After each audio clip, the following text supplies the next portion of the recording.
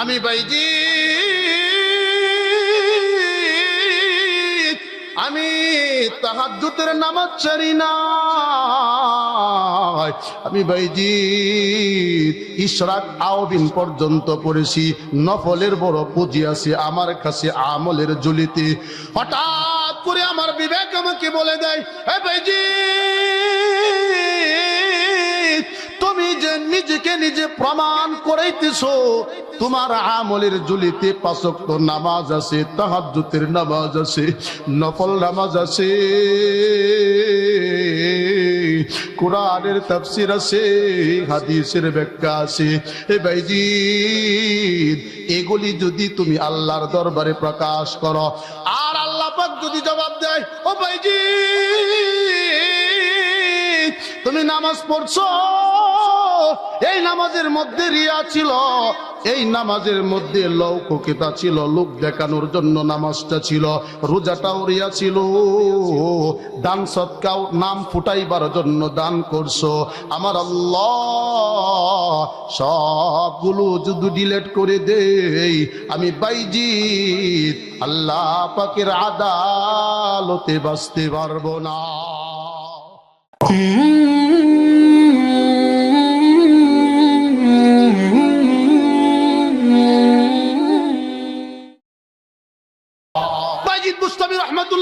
বলেন আমি আল্লাহর সামনে আমার ইবাদতগুলি প্রকাশ করার মতো দুঃসাহস করতে পারি নাই।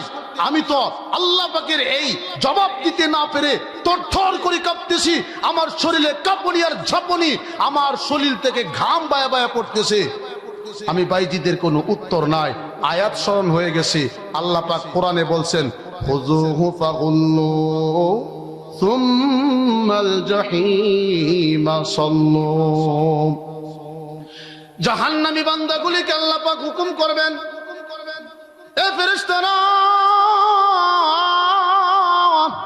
আমার জাহান্নামী বান্দাগুলিকে তোমরা ধরিয়া হাতে পায়ে শিকল দিয়া বাঁধিয়া উল্টা ভাবে টানিয়া টানিয়া জাহান্নামের মধ্যে নিক্ষেপ করো। আমি বাইজি থরথর করে কাঁপতেছি, আমার জবানের মধ্যে কোনো উত্তর নাই। আমি তো একেবারে হতভম্ব হয়ে গিয়েছি। আল্লাহ পাক আমি বাইজিদকে ডাক দিয়া বলতেছে, এ বাইজি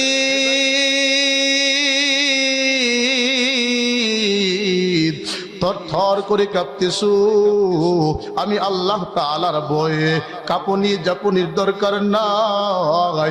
আমি আল্লাহর কাছে কিন্তু একটা পছন্দনীয় আমল তোমার আছে।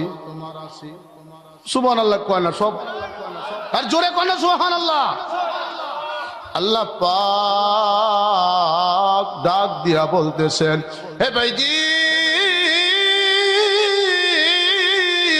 আমার কাছে কিন্তু একটা পছন্দনীয় আমল তোমার জমা আছে। সেই আমলটা কি বলবো নি? বাইজিদ বলে, হ্যাঁ আল্লাহ বলেন।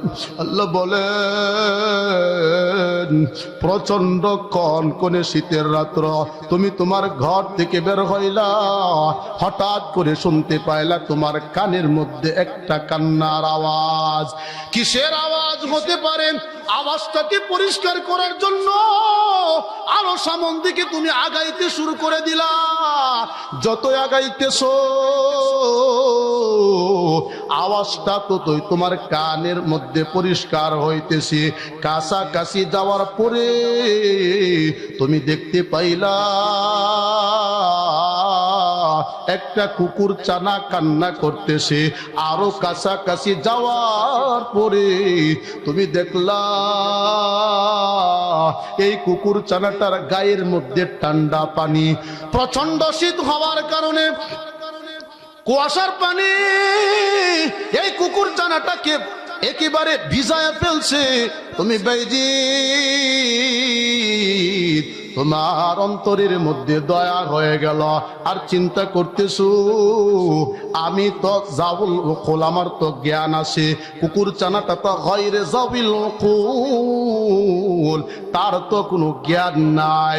জ্ঞান না থাকার কারণে, বিবেক না থাকার কারণে সে তার নিজের জন্য ঘর বানাইতে পারে না, তার জন্য পোশাক বানাইতে পারে না, লেপ কম্বলের ব্যবস্থা করতে পারে না। আর আমি বাইজিদ আমার বিবেক থাকার কারণে আকল দিয়ে আমি ঘর বানাইলাম, আকল দিয়ে আমি লেপের ব্যবস্থা করলাম, আকল দিয়ে বিছানার ব্যবস্থা করলাম। আমি বাইজিদ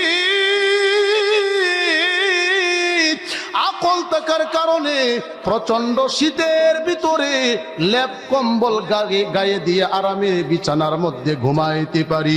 কুকুর ছানাটার আকল না থাকার কারণে সে পারে না। আরো চিন্তা করে এই কুকুর ছানাকে যিনি বানাইছেন তিনি যে খালেক আল্লাহ, আমারও খালেক হলেন আল্লাহ, আমিও মাখলুক, কুকুর ছানাটাও হলো আল্লাহ তাআলার মাখলুক।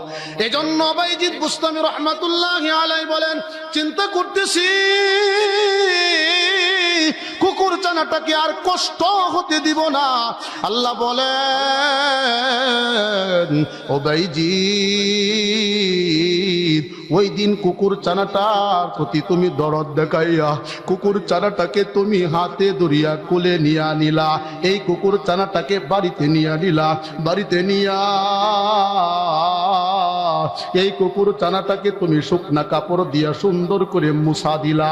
মুছানোর কারণে কুকুর ছানাটার উপর থেকে পানিটা সরে গেল। তুমি বাইজিদ কুকুর ছানাটার প্রতি দয়া দেখাইয়া তুমি তোমার আরামের বিছানার উপরে নিয়া আরামের লেপ কম্বল দিয়া তুই কুকুর ছানাটাকে তুমি আরাম দিছ, লেপের ভিতরে ঢুকাইয়া দিছ। ও বাইজিদ ওই দিন কুকুর ছানাটার প্রতি তুমি দয়া দেখাইয়া কুকুর ছানাটার কলিজা ঠান্ডা করেছো। এ বাইজিদ তোমার এই আমলটা দেইকা শুধু কুকুর ছানাজার কলিজা ঠান্ডা হয় না, আমি মাওলার কুদরতি অন্তর ঠান্ডা হয়ে গেছি। আর জোরে বলুন সুবহানাল্লাহ। আল্লাহ পাক বলেন, বাইজিদ ওই দিন তুমি যে এরকম একটা দয়া আমার মাখলুকাতের প্রতি করছো, আমি আল্লাহ বড় খুশি হয়ে গিয়েছি। এই জন্য আমি আল্লাহ তোমার সমস্ত আমলের মধ্যে এই আমলটাকে সবচাইতে প্রাধান্য দিয়েছি। বলেন না সুবহানাল্লাহ। পাকাপির কোনো বিষয় নাই। হতে পারে বাইজিদ বুস্তামি রহমাতুল্লাহি আলাইকে আল্লাহ পাক এই আমলের কারণে মাফ করছেন। বলেন কথা ঠিক না বেঠিক? এই আল্লাহ পাক পারেন কি পারেন না? এজন্য নগোয়ার বাবাজিরা আপনারা বড় ভাগ্যবান। আজকের আব্দুল সালাম সাহেব উনি আমার উস্তাদ, ওনার কাছে আমি হাফজ বিভাগে কুনিয়া শোনাইছিলাম। অনেক নরম তবিয়তের মানুষ, উনি যে একটা প্রতিষ্ঠান করছেন, এই প্রতিষ্ঠানটার দ্বারা পুরা এলাকাবাসীকে আল্লাহ পাক মাফ করতে পারেন কি পারেন না? জোরে বলুন, পারেন কি পারেন না? এই প্রতিষ্ঠানগুলির মধ্যে যে ছাত্রগুলি আনাগোনা করতেছে, ছাত্রীগুলি আনাগোনা করতেছে, এগুলির সুরত নাই, চেহারা নাই, এগুলি দোরাক্ত বাবার সন্তান নয়, দরিদ্র বাবার সন্তান হতে পারে। দুনিয়ার মধ্যে মানুষ তাকে মূল্যায়ন নাও করতে পারে, কিন্তু আল্লাহ বলেন আমি আল্লাহ কিন্তু সুরত দিয়া বিবেচনা করি না, আমি আল্লাহ কিন্তু পোশাক দিয়া বিবেচনা করি না, আমি আল্লাহ কিন্তু ধন আর সম্পদ দিয়া বিবেচনা করি না। কথা বলুন ঠিক না বেঠি? এই কারণে আল্লাহর নবী বলেন, আল্লাহ পাক দুনিয়ার মানুষের উপরে স্বাস্থ্য দিয়া বিবেচনা করেন না, চেহারা দিয়া বিবেচনা করেন না, ধন দিয়া বিবেচনা করেন না। কোথায় আছে? আল্লাহর নবী বলেন, ইন্নাল্লাহা লা ইয়ানজুরু ইলা আজসামিকুম ওয়ালা ইলা সুওয়ারিকুম ওয়ালাকিন ইয়ানজুরু ইলা কুলুবিকুম। জোরে বলুন সুবহানাল্লাহ। আল্লাহ পাক বিশ্ব নবী রাহমাতুল লিল আলামিনকে ডাক দিয়ে বলতেছেন, ওগো নবীজি আপনি আপনার উম্মতদেরকে জানায়া দিন, ইন্নাল্লাহা লা ইয়ানজুরু ইলা আজসামিকুম, আল্লাহর কাছে স্বাস্থ্য দিয়া কিন্তু বিবেচনা হয় না, ওয়ালা ইলা সুওয়ারিকুম, সুরত দিয়া কিন্তু বিবেচনা হয় না। আল্লাহ পাকের আদালতে কে হলিউডের তারকা, কে বলিউডের তারকা, এগুলো দিয়া বিবেচনা হয় না। আল্লাহ পাকের আদালতে কে মোটা কে চিকন বিবেচনা হয় না। আল্লাহ পাকের আদালতে কে সুন্দর কে কালো এগুলো দিয়া বিবেচনা হয় না। আপনি যদি রিস্কাওয়ালা হন, আপনি যদি খেত কামারে কাজ করনেওয়ালা শ্রমিক হন, আপনার দিলটা যদি আল্লাহর জন্য থাকে, আল্লাহ পাক বলেন ওয়ালাকিন ইয়ানজুরু ইলা কুলুবিকুম। নবীজি সাল্লাল্লাহু আলাইহি সাল্লাম বলেন আল্লাহ পাক বান্দার অন্তরের দিকে তাকান, বলেন সুবহানাল্লাহ। নবীজি সাল্লাল্লাহু আলাইহি ওয়াসাল্লাম বলেন আল্লাহ পাক বান্দার অন্তরের দিকে তাকান। বান্দার অন্তরটা যদি আল্লাহ পাকের সাথে কালেকশন থাকে, লোকটা রিস্কাওয়ালা হোক, দরিদ্র হোক, কালো মানুষ হোক, হতে পারে সমাজের মধ্যে তার কোনো সম্মান নাই, আল্লাহ পাক বলেন এই লোকটা যখন মৃত্যুবরণ করে, আমি আল্লাহ সাথে কালেকশনটা হওয়ার কারণে আমি রব তাকে দুনিয়ার জমিন থেকে আসমানে নিয়ে আসি, ফেরেশতারা আহলান সাহলান বলতে থাকি। ফেরেশতারা আহলান সাহলান মারহাবা, এ তোমার বড়ই ভাগ্যবান যে রব তোমার উপরে খুশি, বলেন না সুবহানাল্লাহ। এজন্য এই মাদ্রাসাগুলিকে আপনি মোহাব্বত করেন, আল্লাহর সাথে আপনার দিলটা কালেকশন হবে। কথা কয় না, ঠিক না বেঠিক? মোহতারাম হাজিরিন, এই মাদ্রাসার সাথে কালেকশন রাখলে, ছাত্রদের সাথে কালেকশন রাখলে, উস্তাদের সাথে কালেকশন রাখলে কি লাভ হবে? ছোট্ট করে একটা ঘটনা শোনাইতেছে, আপনারা ভালো করে শুনেন। আমার আপনার সমাজে চেয়ারম্যান সাহেব আছে না নাই? কথা কয় না, আছে না নাই? চেয়ারম্যান আছে না নাই? আল্লাহওয়ালা বুজুর্গ চেয়ারম্যান আসিল, এখনো আছে। এক চেয়ারম্যান সে মাদ্রাসা ওয়ালা ছাত্রদেরকে খুব মোহাব্বত করত। এজন্য সে নিজের বাড়িতে পাকায়া এক মাদ্রাসার বোর্ডিং এর ছাত্রদেরকে খাবারের ব্যবস্থা করে দিত। বলেন না আল্লাহু আকবার। প্রতিদিন খাবার দিতেছে, বিবি সাহেব পাকায় আর চেয়ারম্যান সাহেব নিজে কাঁধে বহন করে মাদ্রাসায় কানাটা পৌঁছায়া দেন। আপনাদের কি ভাল লাগতেছে না? বয়ান ছেড়ে দিব? তাহলে এই যে উঠা বসা হচ্ছে কেন? আমি গাজীপুর থেকে আসছি দেখি আপনারা রাগ করছেন যে এলাকার বক্তা তুই হুজুর গাজীপুর থেকে আসছেন কিয়া? তাহলে কথাগুলি শুনেন। এখন বিবি সাহেব খানা পাকায়া দেয়, চেয়ারম্যান সাহেব নিজে কাঁধে বহন করিয়া মাদ্রাসা পর্যন্ত খানাটা পৌঁছায়া দেয়। হঠাৎ করে একদিন খানা দিতে দেরি হয়েছে, এখন তো মাদ্রাসার মধ্যে ছাত্রদের খিদা লাগছে, তো এক দুষ্ট ছাত্র পড়াশোনায় খুব মেধাবী কিন্তু দুষ্টামি করে, তার তো এমন রাগ উড়াই উঠছে, হ্যাঁ কইয়া ফেলছে মানুষের সামনে, গাদার করে গাদা, চেয়ারম্যান সাহেব গাদার করে গাদা, এখনো পর্যন্ত খাবারটা পাকায়া আমাদের কাছে পৌঁছাইতে পারলো না। সে আস্তে একটা গুরু হইলে, গুরু না হইলে কি হে সময় মতো খানাটা বাড়াইতে পারলো না। এই কথা তো চেয়ারম্যান সাহেব শুনে লাইছে। দেখবেন সমাজের মধ্যে যে কথাটা লুকায়া রাখার দরকার, এটা তাড়াতাড়ি সইয়া জায়গা। কথা বলে ঠিক না বেঠি? চেয়ারম্যান সাহেবের কানও গেছে, চেয়ারম্যান সাহেব তো রাগে ফায়ার হয়ে গেছে। কি কইরি, আমি এত মোহাব্বত করে খানা পাকায়া দেই, নিজে কাঁধে বহন করে খানাটা মাদ্রাসায় নিয়ে যায়, আর আমারে গুরু ডাকছে। মোটা মানুষ তো চিল্লা পাল্লা কইরা একবারে পাগলের মতো ছুটছে। আল্লাহর কি কুদরত, মাদ্রাসা আর বাড়ির মধ্যখানে যাইতে তার হঠাৎ করে মাথা ঘুরান মারছে, ঘুরানোর জমিনে পড়ে গেছে গা, আর ঘুমের ভিতরে সে বেহুশ হয়ে গেছে। তো এই ঘুমের ভিতরে স্বপ্ন দেখতেছে কিয়ামত কায়েম হয়ে গেছে। সুবহানাল্লাহ কয় না? কয় কিয়ামত কায়েম হয়ে গেছে। কিয়ামত যখন কায়েম হয়ে গেছে গা, কারণ আল্লাহ পাকের আদালত বিচার যখন শুরু হয়ে গেল গা, আমার ব্যাপারে ফয়সালা হইল, আমি হইলাম জাহান্নামী, আমারে সিগল দিয়া জাহান্নামী হাসরের মাঠে আমাকে বেঁধে রাখা হয়েছে পিলারের সাথে। এখন কয় যে আমি তো বাঁচবার জন্য আমার মারে ডাক দিলাম, মা আমার অস্বীকার করে, বাবারে ডাক দিলাম, বাবা অস্বীকার করে, সবাই অস্বীকার করে, আমারে বাঁচাইবার মতো কেউ না। আমি তো বুঝছি কাম সারছে, আজকাল জাহান্নামের আগুন ছাড়া আর আমার কপালে কিছুই জুটবে না। চেয়ারম্যান সাহেব বলতেছে, আমি চেয়ারম্যান বড় হতভম্ব হয়ে গেলাম, আমাকে কেউ বাঁচাইবার জন্য আসে না। আমি তো তাকায় রইলাম আমাকে কেউ বাঁচায় কিনা। হঠাৎ করে তাকায় দেখলাম আমার চোখের সামনে যে মাদ্রাসাগুলির ছাত্রগুলিকে মহব্বত করে করে কানা পাকাইয়া তাদের কাছে পৌঁছায়া দিতাম, এই ছাত্রগুলো একে একে লাইন ধরে ধরে জান্নাতের ভিতরে চলে যাচ্ছে। সুবহানাল্লাহ কোন, একটা জোরে কন্যা সুবহানাল্লাহ। চেয়ারম্যান সাহেব বলতেছে, আমি চেয়ারম্যান তাকায় রইলাম ওই বাচ্চাগুলির নজর কি আমার দিকে পড়ে কিনা। না না, কোন ছাত্রের নজর আমার দিকে পড়ে না। হঠাৎ করে যেই ছাত্রটা আমাকে গরু ডাকছিল, দুষ্ট প্রকৃতির ছাত্রটা, এই ছাত্রটার নজর পড়ে গেল আমার দিকে। আমার দিকে নজর পড়ার সাথে সাথে চিল্লায় বলতেছে, এ সাথীরা জান্নাতে যাব না। বলে কেন জান্নাতে যাইবা না? শোনো না, ওই দিকে জাহান্নামের বড় গর্জন। বলে গর্জন যতই থাক, আমরা হলাম জান্নাতি, আমাদের আশা কিন্তু আল্লাহ অপূরণ রাখবে না। বলে কি করতে হবে? বলে ওই যে তাকায়া দেখো চেয়ারম্যান সাহেব শিকল দিয়া বান্দা। সুবহানাল্লাহ কয় না? চেয়ারম্যান সাহেব শিকল দিয়া বান্দা। আমরা চেয়ারম্যান সাহেবকে জান্নাতে না নিয়া জান্নাতের ভিতরে প্রবেশ করব না।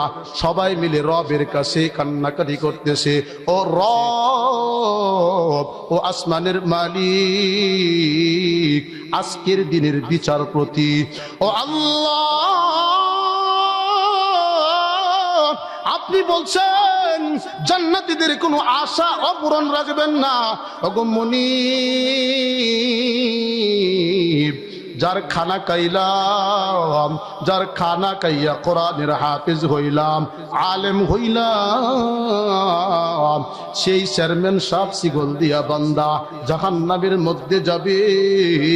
আমরা জান্নাতে কি করে যাইতে পারি? আমাদের বড় মনে চায় আপনি যদি আমাদের সুপারিশ কবুল কইরা ওই চেয়ারম্যান সাহেবকে জান্নাতের ভিতরে ঢুকবার অনুমতি দিতেন, আমরা বড় খুশি হয়ে যাইতাম। আল্লাহ পাক ছাত্রগুলির আশাকে আল্লাহ পাক অপূরণ রাখেন নাই। চেয়ারম্যান সাহেব বলেন, আমি স্বপ্ন যুগে দেখলাম আল্লাহ পাক এদের সুপারিশের কারণে আমার মতো গুনাহগার কেউ জান্নাতে যাওয়ার জন্য অনুমতি দিলেন। চেয়ারম্যান সাহেবের ঘুম ভেঙে গেছে। ঘুম থেকে উঠে আগে তো কাঁদতেছিল রাগের কান্না, এখন চোখ দিয়া পরে আনন্দের কান্না, আনন্দের পানি ছুটছে মাদ্রাসার দিকে। মাদ্রাসা ওয়ালারা উস্তাদরা খবর পাইছে চেয়ারম্যান সাহেব আইতেছে। এখন মাদ্রাসার হুজুররা তো আর জানে না যে চেয়ারম্যান সাহেবের কিয়ামত কায়েম হয়েছে ঘুমের ভিতরে। এখন ছাত্ররা হুজুররা সবাই তো একেবারে ভয়ে থরথর করে কাঁপতেছে, চেয়ারম্যান সাহেব আইতেছে। তাড়াতাড়ি হুজুররা কয় যায়, তুই যে খাটের নিচে বলা, খাটের নিচে ঢুক। ঠেলা দিয়ে যখন খাটের নিচে ঢুকাইয়া দিছে, চেয়ারম্যান সাহেব তো মাদ্রাসার গেটের মধ্যে আইসা ডাক দিল, উস্তাদরা কি আসেন গো? উস্তাদরা বাইরে হইছে। কোন ছেলেটা আমার গরু ডাকছিন গো? একটু দেখবার চাইতাছি। ওই ছাত্র মনে গিয়েছে গা, নাই মনে না, এই ছাত্র যেতে পারে না, এই ছাত্র মাদ্রাসাতে আছে। কোথায় আছে বলেন? ধমক টমক যখন দিছে তখন এক ছাত্র ডরায়া কইতেছে, ওইটা কাঠের তলে বলাইছে, কাঠের তলে। আল্লাহু আকবার বলেন। ওদের কাঠের নিচে বলাইছে। চেয়ারম্যান সাহেব যে আঙ্গুলের মাথার দুইটা টান দেয়ার এটা ভিতর থেকে, চেয়ারম্যান ভুল হয়ে গেছে গা, আর জীবনে আপনারা গুরু ডাকতাম না, এইবারের মতো মাফ কইরা দিন, ভুল হয়ে গেছে গা, আর আপনারা গুরু ডাকতাম না, আর জাগতাম না। চেয়ারম্যান সাহেব কইতেছে, হে বাবা, তুমি আমারে গুরু ডাকছো, আমি চেয়ারম্যান বড় রাগ হইছি, কথাটি এ বাবা, তুমি আমার কুলের ভিতরে আসো। পাঞ্জা দিয়া কুলের ভিতরে নিয়ে বলতেছে, বাবারে, এই যে শত শত ছাত্র সমস্ত উস্তাদের সামনে আমি চেয়ারম্যান সাহেব বলি, তোমার যত মনে চায় আমারে গুরু বইলা বকা দাও। সমস্ত উস্তাদরা তো একেবারে হতভম্ব হয়ে গেছে, আর সহ্য হয়ে গেছে। চেয়ারম্যান সাহেব কি পাগল হয়ে গেছে? না না, চেয়ারম্যান সাহেব পাগল হয় না, ডাক দিয়ে বলতেছেন, মাদ্রাসার উস্তাদরা, আমি চেয়ারম্যান রাগান্বিত অবস্থায় শাস্তি দেওয়ার জন্য মাদ্রাসার দিকে আগাইতেছিলাম। আমি চেয়ারম্যান জমিনের উপরে মাথাটা গোরান দিয়ে পড়ে বেহুশ হয়ে গেলাম। ঘুমের ভিতরে স্বপ্ন দেখি আমার জন্য জাহান্নামের ফয়সালা হয়ে গেছে, আমাকে কেউ বাঁচায় না, বাবাও পরিচয় দেয় না, মাও পরিচয় দেয় না। আমি একেবারে নিরাশ হয়ে গেলাম, আমাকে জাহান্নামের ভিতরে যাইতে হবে। এমন সময় এই মাদ্রাসার ছাত্রগুলি, এই ছেলেটা সকল সাথীদেরকে উদ্বুদ্ধ করেছে যে চেয়ারম্যান সাহেব শিকল দিয়া বান্দা, তাকে সুপারিশ করে জান্নাতে না নিয়ে আমরা জান্নাতে যাব না।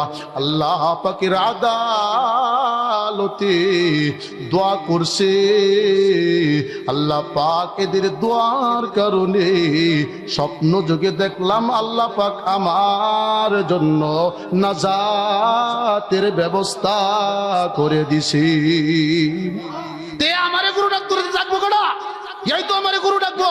এজন্য মুহতারাম হাজিরিন, উলামায়ে কেরামের সংস্পর্শে থাকতে হবে, উলামায়ে কেরামদেরকে মুহাব্বত করতে হবে, মাদ্রাসাকে মুহাব্বত করতে হবে, তালেবে ইলম ছাত্রীদেরকে মুহাব্বত করতে হবে। তবেই আমার জন্য পরকালটা ভালো হবে।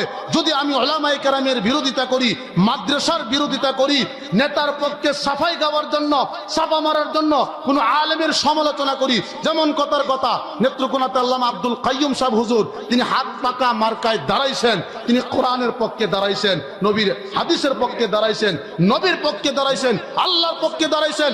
অতএব আয় মুসলমান, আমি তোমাদেরকে স্পষ্ট করে বলতে চাই, যারা এই আল্লামা আব্দুল কাইয়ুম সাহেব হুজুরকে সমর্থন করে সংসদে যাওয়ার মতো সুযোগ তৈরি করে দিবে, তারা কোরআনকে সমর্থন করেছে, নবীকে সমর্থন করেছে, আল্লাহকে সমর্থন করেছে। অতএব আমি আপনাদেরকে আকুল আবেদন রেখে আপনার পায়ে ধরে, হাতে ধরে বলি, আপনি একবার নেত্রকোনার জমিন থেকে আল্লামা আব্দুল কাইয়ুম সাহেব হুজুরকে সংসদে পাঠায়া দেখেন, ইনশাআল্লাহ এই সমাজের মধ্যে ইনসাফ কায়েম হবে। কথা বলুন ঠিক না বেঠিক? আমি হুজুরের ছাত্র, এই জন্য আমি জানি হুজুরের রুচি। হুজুরের কাছে আমি বুখারী পড়েছি, হুজুর আমাকে অত্যন্ত মুহাব্বত করেন, অত্যন্ত আদর করেন। আমি আয়েশা পড়তে চাইছিলাম, হুজুর আমার বলছে যে বাবা তুমি যেখানে আসো ওখান থেকে দ্বীনের খেদমত করতে থাকো, তোমার প্রচুর মাহফিল, এক জায়গা থেকে আরেক জায়গায় তুমি যাও, সারা বাংলাদেশ তুমি বিচরণ করতেছো, আমি জানি তুমি তোমার জায়গায় অটল থাকো, যাদের সাথে ওয়াদা দেওয়া হয়েছে একটা প্রোগ্রামও তুমি মিস করবে না। যখন সময় হবে একদিন আগে আসলেও আমি আলহামদুলিল্লাহ সন্তুষ্টি আদায় করব। অতএব আমি হুজুরের ব্যাপারে জানি, ইয়াকিনের সাথে বলছি, এই লোক কোনোদিন বেআইনসাফি করার মানুষ না। কথা বলুন ঠিক না বেঠিক? এই জন্য হুজুরকে মুহাব্বত করে হুজুরকে ইনশাল্লাহ আগামীতে আমরা সংসদে পাঠাবো। হাত পাকা 12 তারিখ, 12 ফেব্রুয়ারি, একটাই মার্কা থাকবে, একটাই বুট থাকবে। সেটার নাম কি? জোরে কন্যা নাম কি?